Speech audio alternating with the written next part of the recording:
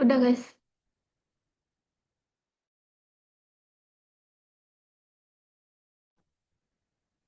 Oke, mulai ya. Bentar. Assalamualaikum warahmatullahi tunggu tunggu tunggu gambarku. Assalamualaikum warahmatullahi wabarakatuh.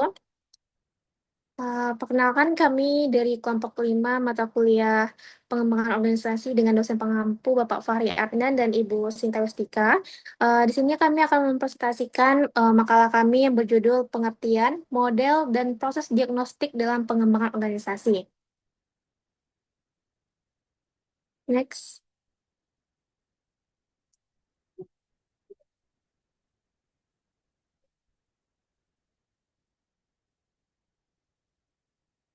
Adapun anggota kelompok 5, yang pertama ada saya sendiri, itu Anissa Putri, kemudian ada Zakia Afla dan Nanda Aulia, kemudian ada Nifa Anola, dan terakhir ada Rahmadiyah Nasution.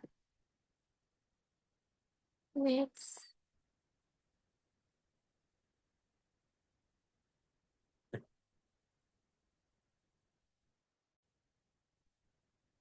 Adapun latar belakang dari makalah ini yaitu organisasi saat ini menghadapi lingkungan yang dinamis, kompleks, dan penuh ketidakpastian akibat persaingan global, digitalisasi, serta perubahan regulasi. Kondisi ini menuntut organisasi untuk adaptif, inovatif, dan tangguh melalui pembangunan resiliensi dan kapasitas adaptif. Salah satu pendekatan yang digunakan dalam pengembangan organisasi atau Audi, yaitu upaya terencana dan sistematis untuk meningkatkan efektivitas serta kesehatan organisasi. Diagnosis menjadi tahap awal penting dalam ODI agar intervensi yang dilakukan tepat sasaran, berbasis data, dan mampu membawa organisasi menuju kondisi yang lebih efektif, adaptif, serta siap menghadapi perubahan di masa depan.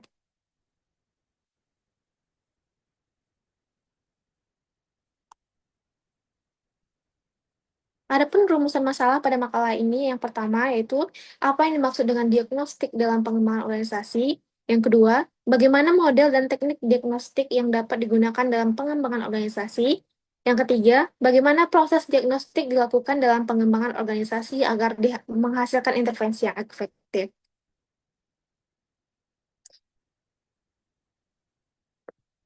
Baik, untuk pemaparan materi selanjutnya akan dilanjutkan oleh Zakia Aflah. Kepada Zakia, disilakan.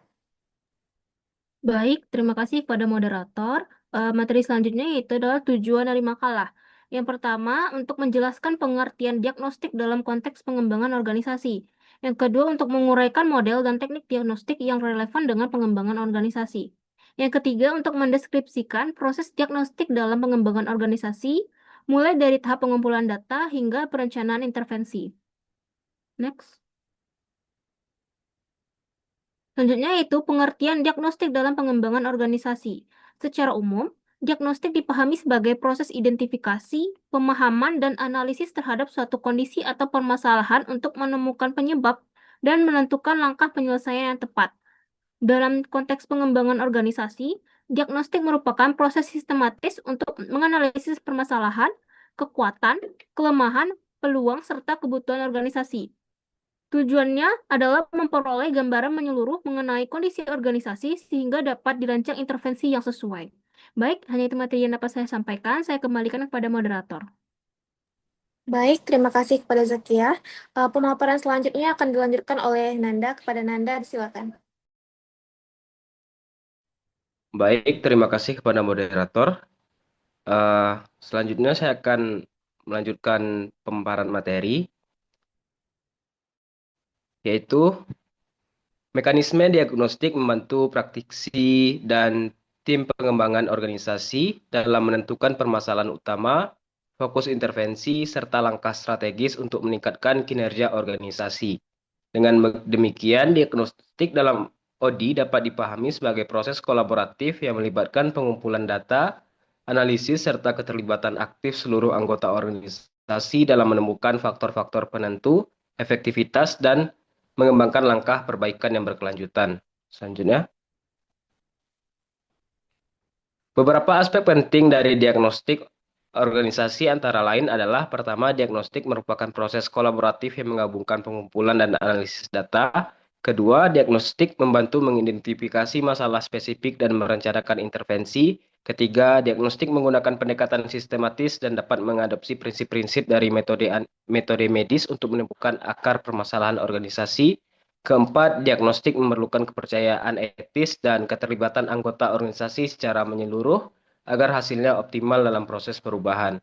Cukup sekian yang dapat saya sampaikan, saya kembalikan kepada moderator. Baik, terima kasih kepada Nanda.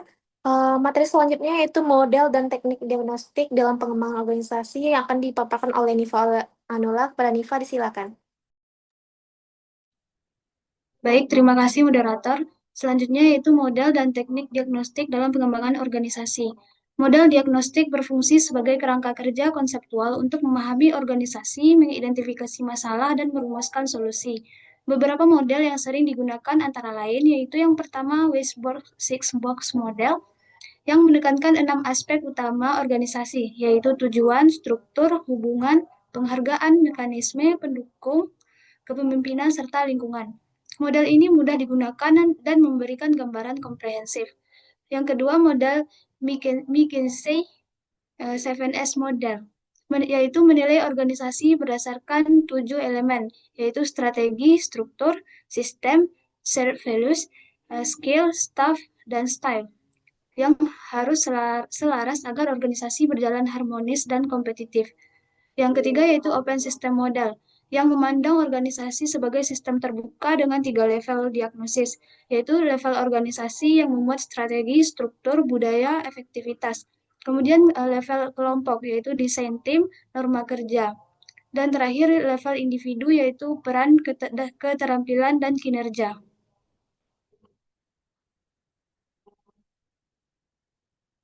Berbagai teknik digunakan untuk mengumpulkan data dan menganalisis kondisi organisasi antara lain, yaitu yang pertama survei, mengukur persepsi dan kepuasan karyawan melalui kuesioner.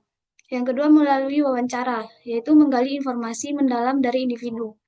Yang ketiga fokus group discussion atau FGD, yaitu diskusi kelompok kecil untuk mendapatkan pandangan kolektif.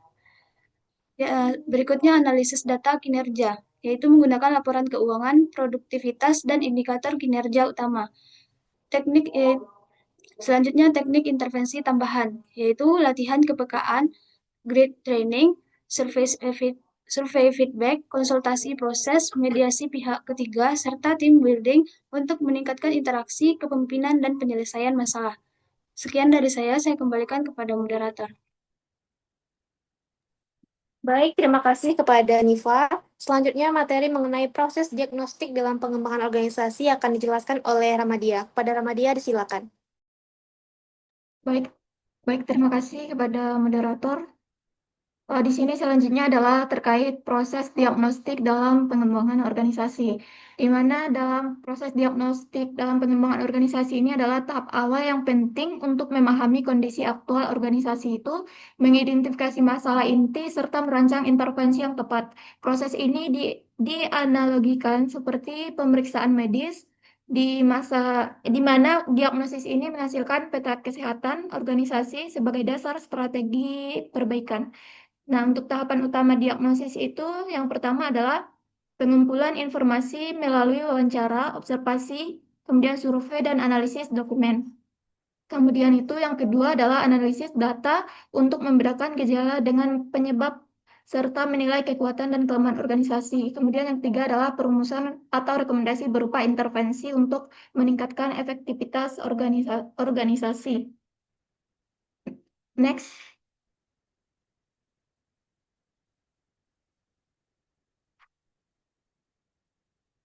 Nah, untuk beberapa model diagnosis yang digunakan, yang pertama itu ada Weisbord Six Box Model, yaitu menilai organisasi dari 6 aspek utama. Yang pertama tujuan, kemudian struktur, kemudian penghargaan, mekanisme kerja, hubungan, dan kepemimpinan. Kemudian menurut Coming and Worley model, di mana menganalisis 3 level, yaitu organisasi atau strategi, struktur, dan budaya, kemudian kelompok atau interaksi dan norma kerja, kemudian dan individu, di mana ada keterampilan, motivasi, dan efektivitas personal. Sekian yang dapat saya sampaikan. Terima kasih. Saya kembalikan kepada moderator.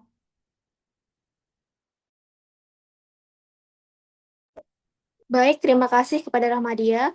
Berdasarkan pemaparan materi tadi, dapat kita simpulkan bahwa proses diagnostik merupakan fondasi penting dalam pengembangan organisasi karena memberikan gambaran menyeluruh mengenai kondisi aktual, kekuatan, dan kelemahan organisasi.